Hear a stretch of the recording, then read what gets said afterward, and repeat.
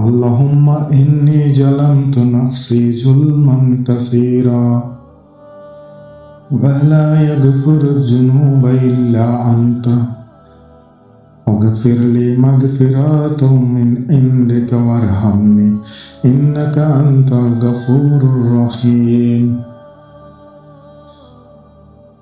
বাংলায় উচ্চারণটা খুব সুন্দরভাবে দেওয়া আছে, সহজেই আপনারা পড়তে পারেন এবং সহজেই মুখস্থ করতে পারেন। অনুবাদটা দেখুন। হে আল্লাহ, আমি নিজের উপর অনেক জুলুম করেছি। আপনি ছাড়া গুনাহ ক্ষমা করার কেউ নেই।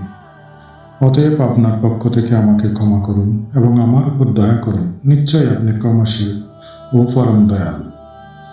ভিডিওটি ভালো লাগলে শেয়ার করুন। প্রতিদিন নামাজে আমল করুন। আল্লাহ হাফেজ।